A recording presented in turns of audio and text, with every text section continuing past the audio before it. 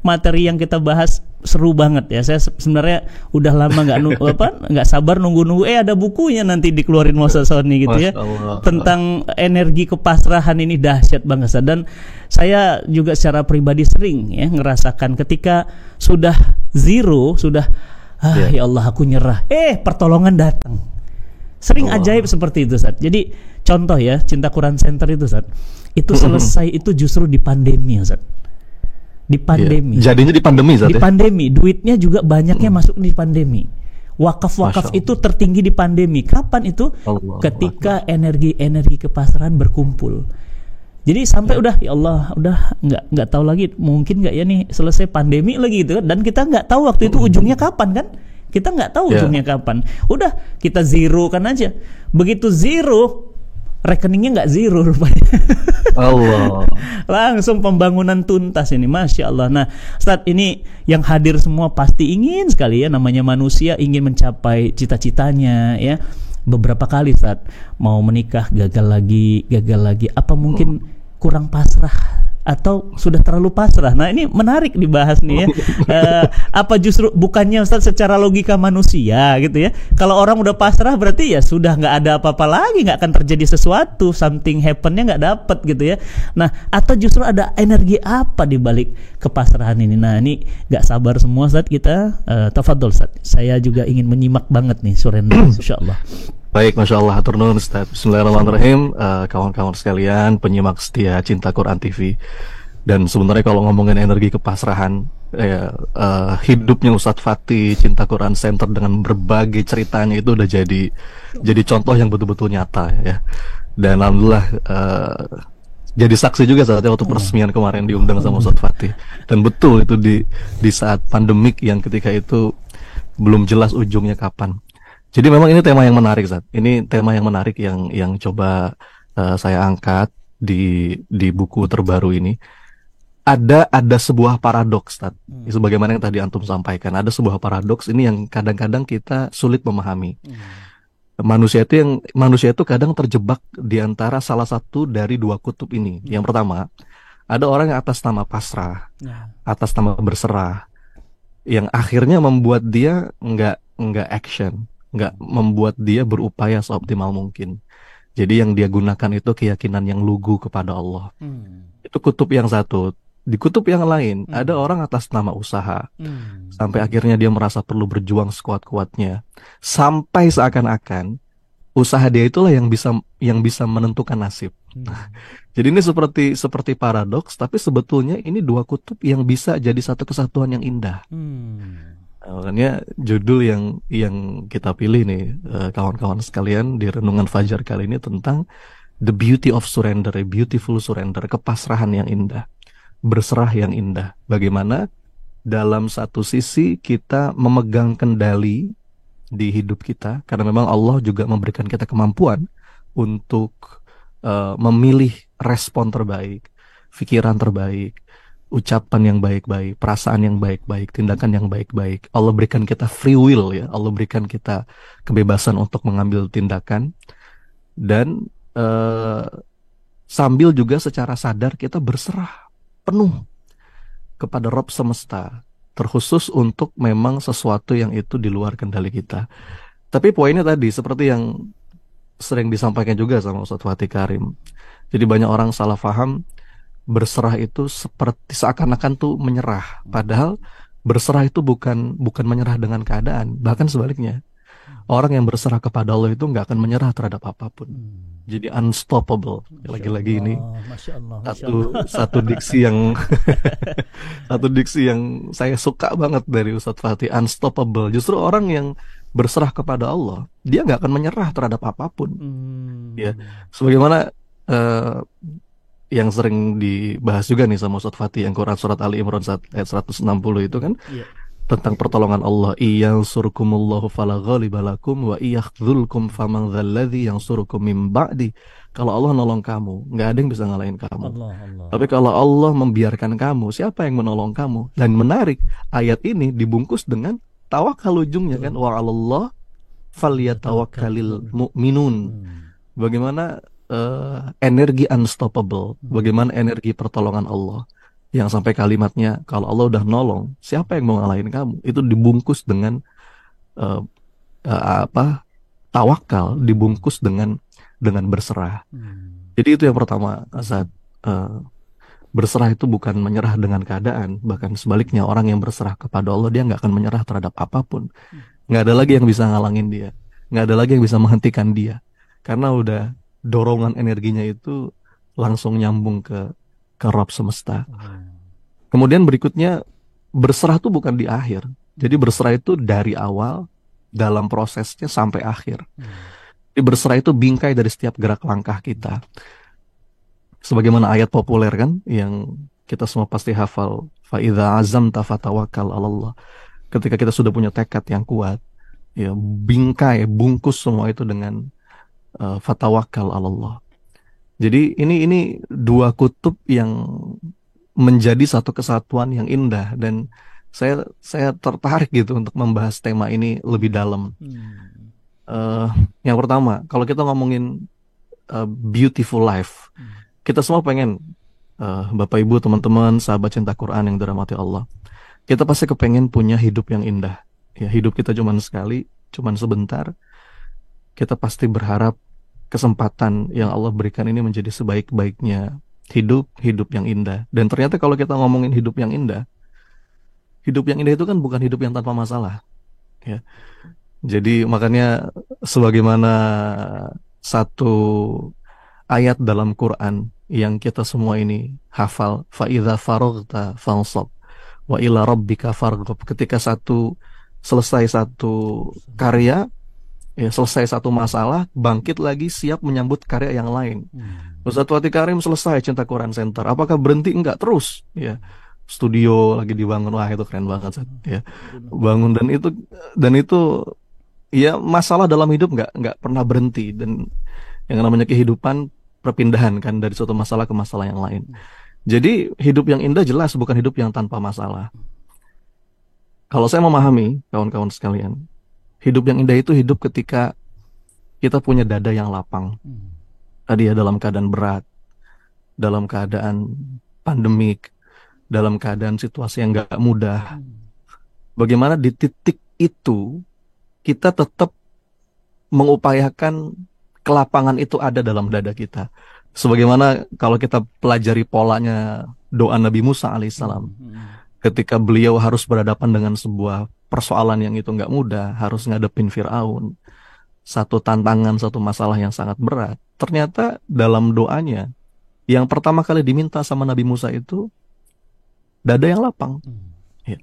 Rabbi shrah li sadri, ya Allah, lapangkanlah dadaku. Baru yang kedua, wa yassir li amri, urusan jadi mudah. Jadi ternyata polanya itu dada lapang dulu, baru urusan mudah, nggak dibalik gitu. Banyak di antara kita yang berpikir urusan mudah dulu nih, Mas Sony, baru dada saya lapang. Padahal kalau kita tadabburi, kalau kita renungi doa Nabi Musa ini, justru dada lapang dulu, urusan jadi mudah. Baru setelah itu wahlul 'uqdatam min lisani yafqahu qawli. Mission accomplished. Jadi hidup yang indah itu hidup yang dada lapang, syarhus sadr gitu kalau dalam bahasa Arabnya. Dan ternyata dada kita itu sesek itu bukan karena masalahnya, tapi karena kelapangan wadahnya. Kalau analogi yang sering kita gunakan ya, tentang analogi garam. Satu genggam garam kita larutkan dalam satu gelas air, cangkir kecil, ya, diminum asin banget kan. Tapi ketika satu genggam garam itu kita larutkan dalam satu galon air yang besar, apalagi dalam satu wadah, apalagi di telaga yang segar, itu jadi nggak berasa garamnya. Jadi bukan persoalan masalahnya, bukan persoalan garamnya, tapi seberapa lapang wadah hati. Dan kalau kita simak nasihat dari para ulama, lalu bagaimana caranya supaya dada kita lapang? Ada dua yang membuat dada seorang hamba itu lapang. Yang pertama, iman yang melimpah, dan yang kedua, kepasrahan yang indah. Jadi dua elemen yang akan menjadikan dada kita lapang. Dua sebab yang akan menjadikan segala sesuatu itu nampak indah. Makanya kata Imam Ibnul Qayyim itu kan, hanya dengan kacamata iman kita bisa menemukan keindahan dalam setiap takdir kehidupan. Dan dua itu, washrah suduraha bifaidil imani bik wa jamili tawakkuli alaik. Makanya doa dari para ulama itu ketika minta dada yang lapang, pasti minta juga iman yang melimpah dan kepasrahan yang indah. Ya, diperkuat lagi di Quran surat Al-Mulk, Qul huwa rahmanu amanna bihi wa alaihi tawakkalna. Jadi ternyata iman dan kepasrahan itu jadi satu kesatuan. Nggak bisa dipisahkan. Kita baru mau berserah kalau kita yakin. Gitu ya, Zat. Kita baru akan punya kepasrahan yang indah kalau kita percaya. Nggak mungkin kita bisa menyerahkan sesuatu kalau kita nggak percaya. Kita baru mau nitip kalau kita percaya. Ya. Saya nitip sesuatu sama Ustadz Fatih, Zat, nitip ya Zat. Itu karena saya percaya. Nggak mungkin saya nitip kalau saya nggak percaya. Makanya kalau ngomongin tentang beautiful surrender, kalau ngomongin tentang kepasrahan yang indah, itu kita ngomongin keimanan, kita ngomongin trust. Ya, nggak mungkin ada keberserahan tanpa kepercayaan. Qul huwa rahmanu amanna bihi wa alaihi tawakkalna. Jadi menarik nih. Orang yang lapang dadanya, orang yang bisa berserah dengan indah adalah orang yang imannya melimpah. Ya, dia yakin Allah yang paling tahu, Allah yang paling ngerti, Allah yang pasti menghendaki kebaikan, Allah yang maha benar, nggak mungkin keliru, Allah yang maha adil, nggak mungkin zolim. Nah, berdasar keyakinan ini akhirnya seorang hamba itu berpasrah dengan indah kepada Robnya, tenang hatinya. Dan bukan cuma tenang hatinya tadi, mengundang keajaiban, mengundang pertolongan. Jadi ternyata memang ya, kawan-kawan pemirsa setia Cinta Quran TV, berserah itu punya kekuatan untuk mengubah hidup.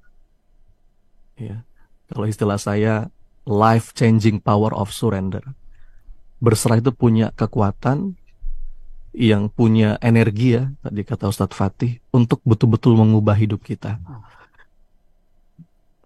Makanya kalau dalam satu hadis ya, ketika Rasulullah mengajarkan kepada kita doa keluar rumah, doa untuk berikhtiar, Nabi mengajarkan sebuah doa yang sangat indah maknanya. Bismillahi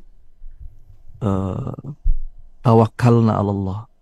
Ya, Bismillahi tawakkaltu 'alallah, la haula wala quwata illa billah. Jadi ini dua unsur lagi-lagi yang akan mendatangkan petunjuknya Allah, kecukupan dari Allah dan perlindungan dari Allah. Karena kan hadisnya kata Nabi, barang siapa yang keluar rumah, bergerak, melangkah dengan membawa spirit Bismillahi tawakkaltu 'alallah, hudita wa kufita wa wukita. Hamba itu akan ditunjuki. Hudita itu kan ditunjuki. Yang kedua, wa kufita, dia akan dicukupi. Dan yang ketiga, wa wukita, dia akan dijagain, dia akan dilindungi. Teman-teman yang dirahmati Allah, bukankah tiga itu yang paling kita butuhkan dalam hidup? Kita butuh ditunjuki, karena sepintar apapun kita, tadi ya, akal kita optimalkan seoptimal mungkin. Kalau Allah nggak ngasih petunjuk, nggak kelihatan tuh jalan. Kita selalu butuh ditunjuki sama Allah. Dan yang kedua, dicukupi. Bukankah yang paling kita butuhkan cukup dalam hidup ini? Dan yang ketiga, dilindungi. Kita butuh dijagain sama Allah. Itu hadisnya begitu. Jadi keluar rumah, baca doa, membawa spirit Bismillahirrahmanirrahim, Allah, dia akan ditunjuki, dia akan dicukupi, dia akan dilindungi. Ya. Dan Bismillah itu kan satu upaya untuk minta ditemenin sama Allah. Saya pernah dengar penjelasan dari Ustadz Adi Hidayat, indah banget. Jadi kita sering mengartikan kalimat basmalah itu ya dengan menyebut nama Allah. Betul, terjemahan letterleknya seperti itu. Tapi kalau kita masuk pada kedalaman maknanya, sebetulnya makna basmalah itu kita sedang minta ditemenin. Ya.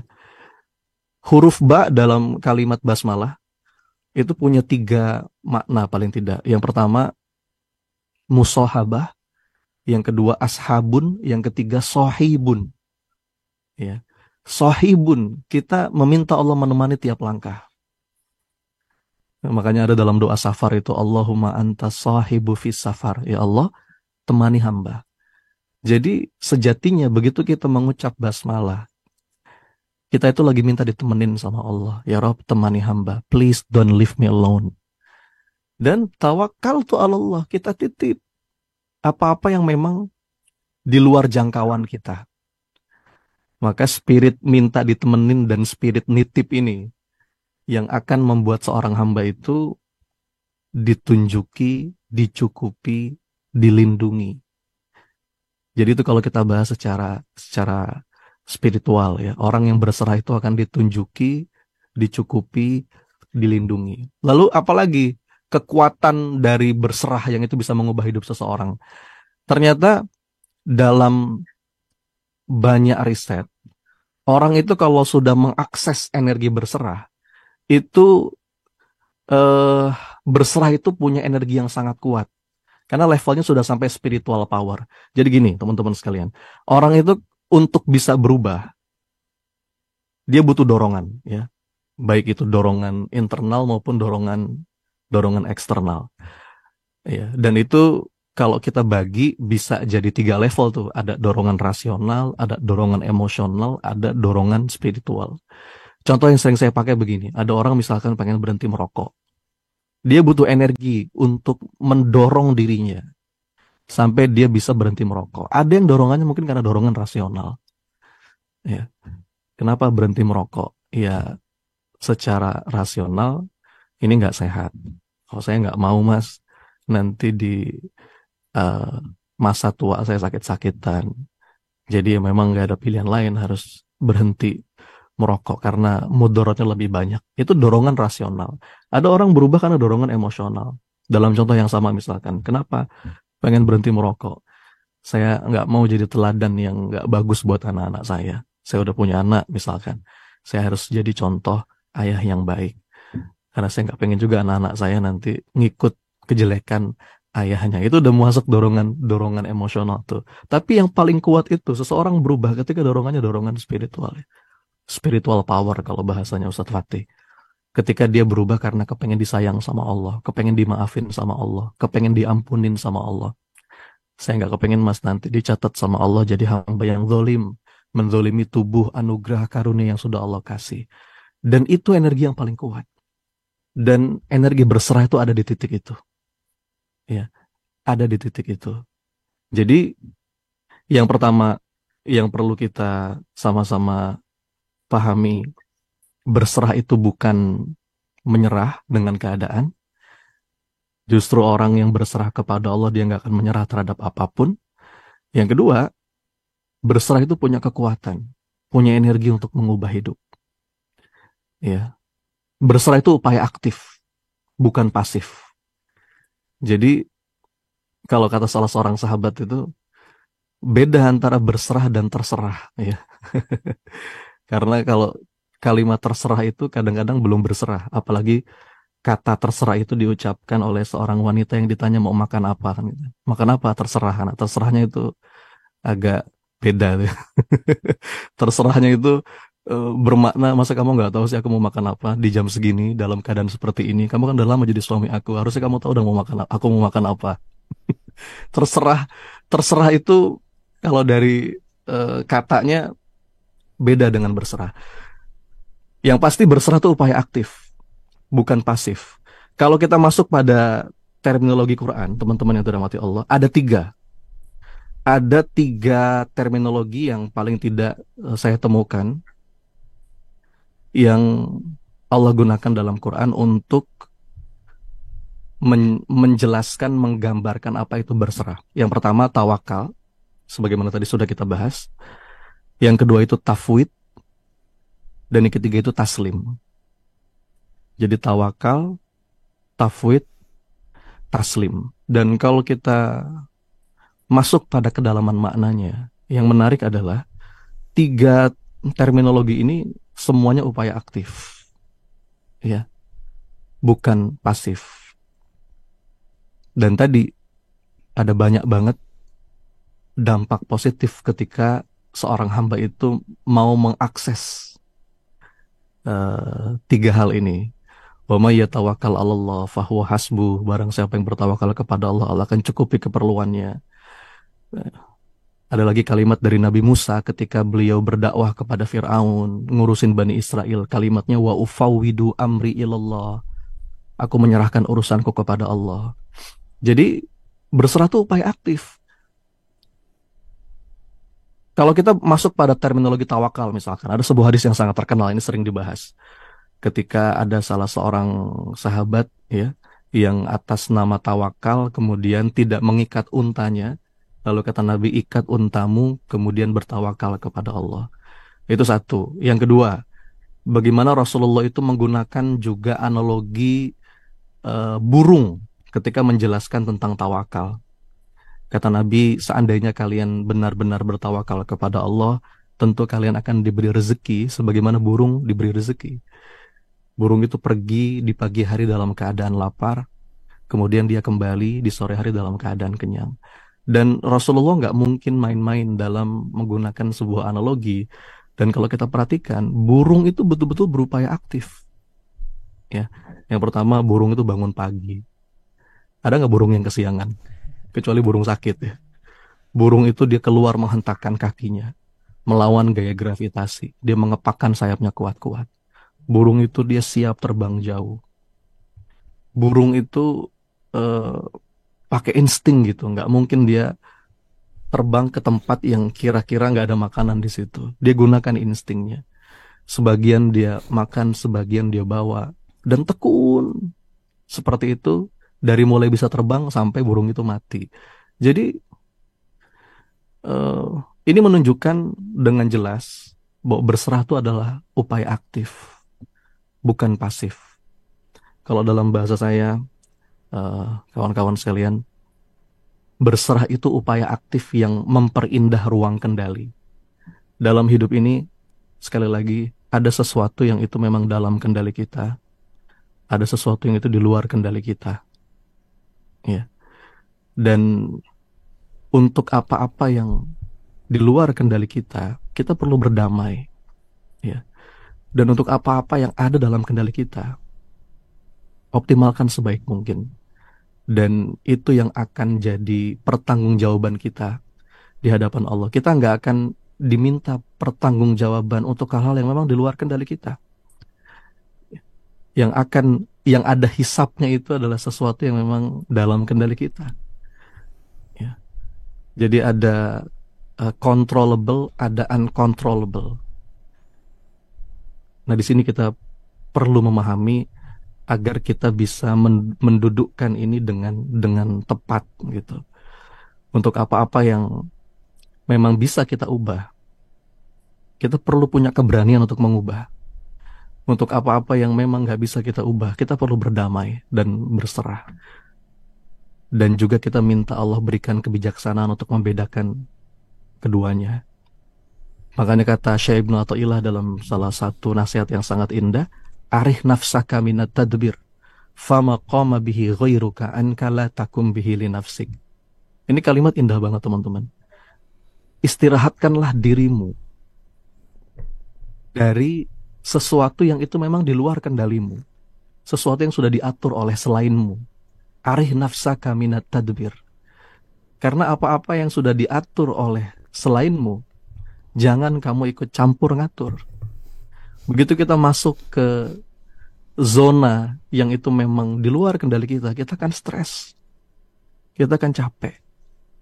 Ya, apa-apa yang memang di luar kendali kita, istirahatkan jiwamu, arih nafsaka. Dan ada sebuah satu ayat yang ayat ini sering dikutip, tapi sering juga disalah tafsirkan. Ya, innallaha la yughayyiru ma biqaumin hatta yughayyiru ma bi anfusihim. Kadang-kadang kalau kita simak, beberapa orang itu mengutip ayat ini dengan mistransliterasi. Sesungguhnya Allah tidak akan mengubah nasib suatu kaum sebelum kaum itu mengubah nasibnya sendiri. Ini transliterasinya agak meleset. Padahal innallaha la yughayyiru ma biqaumin hatta yughayyiru ma bi anfusihim. Allah itu nggak akan mengubah nasib suatu kaum sampai mereka mengubah apa-apa yang ada pada diri mereka. Jadi jelas di sini ada sesuatu yang memang itu wilayahnya Allah, mengubah nasib, tapi ada sesuatu yang itu wilayahnya kita, mengubah apa-apa yang ada pada diri kita, pikiran kita, perasaan kita, sikap kita, tindakan kita.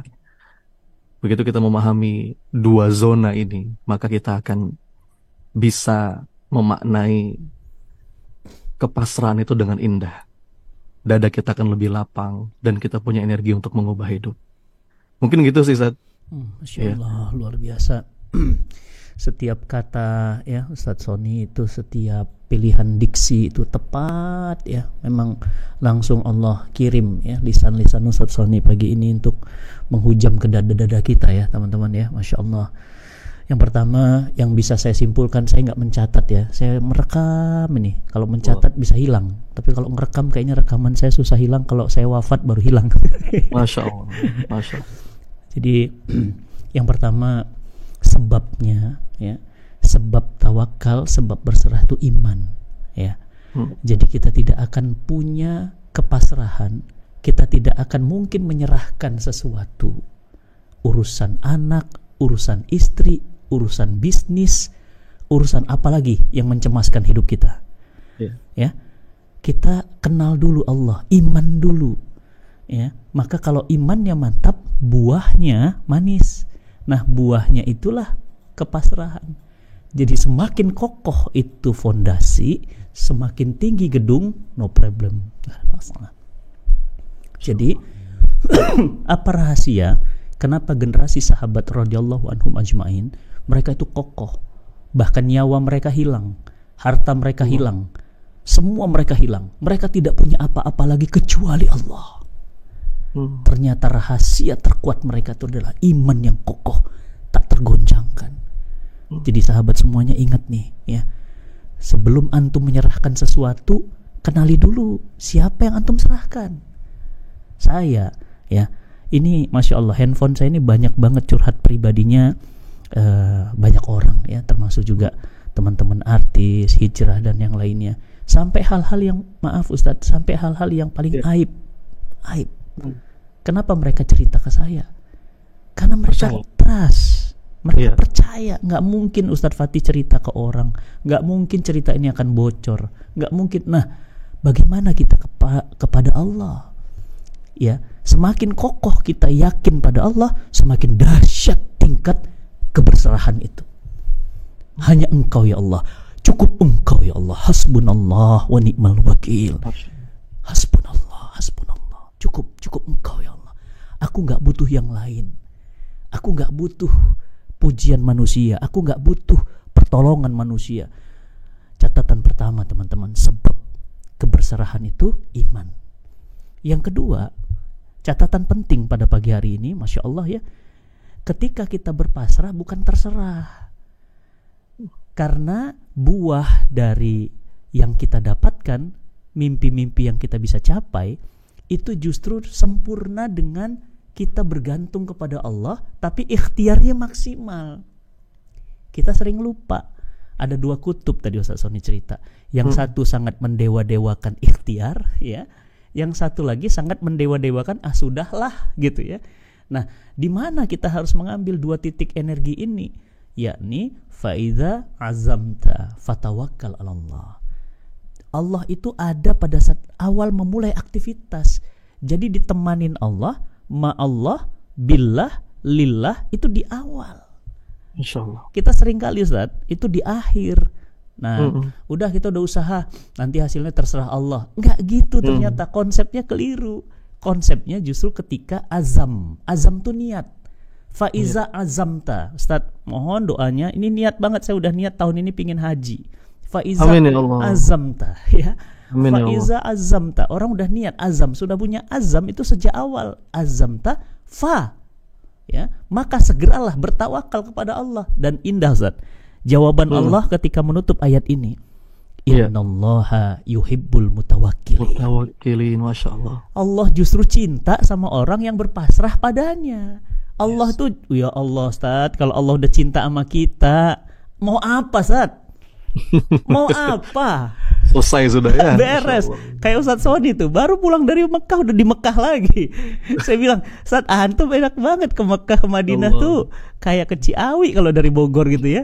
Tinggal tinggal lurus doang gitu ya. Masya Allah. Belum rezeki ketemu antum tapi di Belum sana. rezeki kita ketemu ya.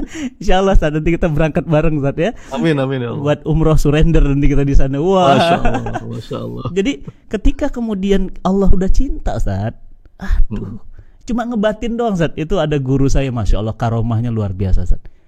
Jangan ngebatinin deh pokoknya orangnya. Apa yang dibatinin kejadian Ustadz. Allah. Wallah. Cuma gini doang, misalnya dia ngeliat tuh ya, dia ngeliat gedung gitu, ngeliat apa, cuma ngebatinin aja. Bagus banget ya gedungnya ya. Kalau itu jadi kantor, keren tuh. Jadi ya. Jadi Ustadz.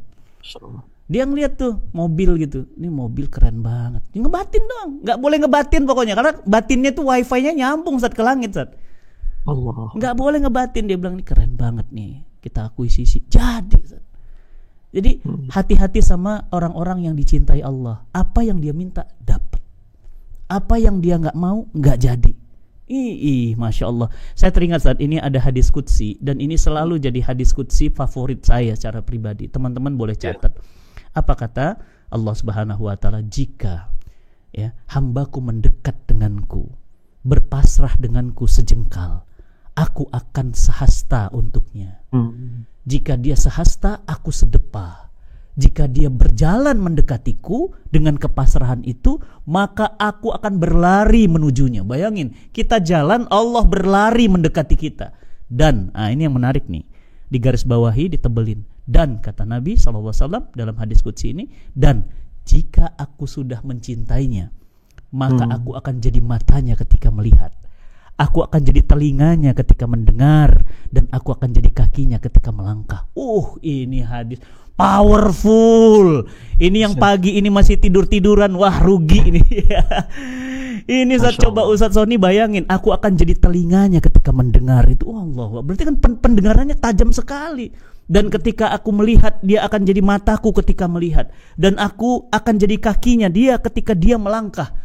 Waduh, ini hadis bagi saya benar saat tadi ya, spiritual power yang dahsyat sekali. Baik, yang ketiga tadi, yang pertama sebabnya berserah, sebabnya tawakal, sebabnya kepasrahan. Yang kedua, tawakal itu ternyata juga ada ikhtiar di sana. Yang ketiga, teman-teman semuanya, bahwa dahsyatnya ketika kemudian kita sudah sampai pada level berpasrah, maka Allah yang akan turun tangan untuk beresin urusan kita. Nah, ini nih. Ya, tadi ayatnya di Ali Imran 160 tuh ya. Iyansurkumullah fala ghalibalakum. Jika Allah sudah menolongmu, maka tidak akan ada yang mampu menolong kamu selain Allah. Dan jika Allah sudah tidak mau menolongmu, siapa yang menjadi penolongmu? Ini indah kalimat-kalimat Allah ya. Maka teman-teman semuanya, ayo, mau dapat apa? Mau mimpi apa? Silahkan, mimpilah yang tinggi. Ya, mimpilah yang tinggi. Ustaz, saya ingat banget ya, bagaimana Sultan Muhammad Al-Fatih ya. Dia sudah berhasil mewujudkan janji Nabi bahwa Konstantinopel akan ditaklukkan. Dan dia berhasil meraih mimpi itu dengan keberserahan, ketawakalan, dan kemudian ikhtiar yang maksimal. Tapi Ustaz, kerennya Ustaz, dia sudah selesai nih, udah dapat Konstantinopel. Dia berarti dapat khairul amir amiruha wa khairul jais dzalikal jais. Jadi sebaik-baik amir adalah amir itu yang menaklukkan, dan sebaik-baik pasukan adalah pasukannya. Kurang apa Zat? Dia malah bergerak di saat sakit. Ya, badannya sedang tidak fit, sedang sakit, itu merangkak masuk ke Eropa lagi Zat. Masya Allah, itu di perjalanan teman-teman semuanya menuju Austria, karena salju ekstrim beliau wafat di perjalanan jihadnya. Bayangkan kalau Eropa waktu itu Al-Fatih juga masuk. Hari ini kata para politikus barat, gak akan ada Kristen di Eropa. Sampai seperti itu, Islam semua. Nah tapi tadi di luar kuasa, Fatih hanya dapat porsi Konstantinopel. Karena Allah bilang apa? Jangan semuanya buat Fatih dong ya. Antum ada jatah nih untuk naklukin Roma gitu ya. Nah, jadi Allah masih membuka nih dream besar untuk kita semuanya, karena setiap orang sudah ada porsi-porsinya. Ya, sudah Allah cukupkan jatah-jatahnya. Nah, bagaimana teman-teman semuanya ya? Bagaimana dengan kita semuanya pada pagi hari ini, Ustaz? Sedikit Ustaz, sebelum rasanya kalau sama antum nih nggak mau berakhir ini. Ustaz, saya pingin tanya gini Ustaz, ini gimana Ustaz, logika kita sebagai manusia kadang ya, mohon maaf, cerdas, pinter gitu ya, dan memang apa ya, otaknya itu bisa buat macam-macam. Tapi satu sisi, kenapa banyak orang kecewa dengan hasil yang tidak sesuai, bahkan sampai bunuh diri, sampai kemudian stres, sampai depresi? Apa hubungannya dengan keberserahan? Bukankah kita satu sisi disuruh untuk ikhtiar yang terbaik, dan dia udah ikhtiar Zat, tapi ternyata dia nggak mendapatkan apa yang dia inginkan sampai dia akhirnya stres, depresi. Ini hubungannya seperti apa kaitannya dengan surrender Zat? Itu dalilnya telak Zat dalam Quran. Allah. Sebagaimana yang Allah sampaikan, Allah. wa asa an takrahu syai'an wa huwa khairul lakum, Masya Allah. wa asa an tuhibbu syai'an wa huwa syarrul lakum. Allah. Itu buat saya dalil yang telak banget ya. Jadi kita perlu meredefinisi tentang sukses. Kalau secara general kita artikan apa sih itu sukses? Sukses adalah getting what you want, gitu kan. Kalau secara umum definisi sukses itu adalah mendapatkan apa yang kita inginkan. Kita kepengen A, kita dapat A. Tapi dalam kacamata iman seorang hamba, sukses itu nggak harus selalu getting what you want. Boleh jadi kita nggak dapat apa yang kita inginkan, tapi justru itulah yang paling baik menurut Allah. Jadi tetap kita perlu menyisakan ruang di hati. Pada akhirnya dialah Allah yang paling tahu apa yang paling baik untuk kita. Makanya itu telak banget. Orang itu ketika paham, dia tadi kembali lagi dia akan menemukan keindahan. Dia mudah ridho. Bahkan orang kata salah seorang guru, orang beriman itu level berikutnya bukan hanya menerima takdir, tapi mencintai takdir. Iya, iya, mencintai takdir, menikmati bahkan. Menikmati takdir. Masya Allah. Sampai ada ungkapan dari salah seorang syekh itu, dia bilang kayak begini, aku mencintai masalahku. Kenapa? Karena aku tahu yang memberiku masalah juga mencintaiku. Indah. Jadi, Masya Allah. Ya, jadi ya itu. Orang beriman itu selalu yakin apa-apa yang Allah takdirkan, apa-apa yang Allah tulis, yang dia kehendaki pasti jauh lebih indah dan jauh lebih baik daripada apapun yang kita inginkan. Gitu. Kita condong terhadap sesuatu, boleh jadi itu buruk. Kita nggak suka terhadap sesuatu, boleh jadi itu baik. Ketika mindset ini saat yang kita berusaha tumbuhkan dalam diri, makanya lagi-lagi dia akan bisa melihat semuanya itu indah, nggak mudah kecewa, ya apapun itu ya Rob. Makanya kata Sayyidina Umar bin Khattab begini, aku nggak peduli atas keadaan susah atau senangku, karena aku nggak tahu mana di antara keduanya yang lebih baik bagiku.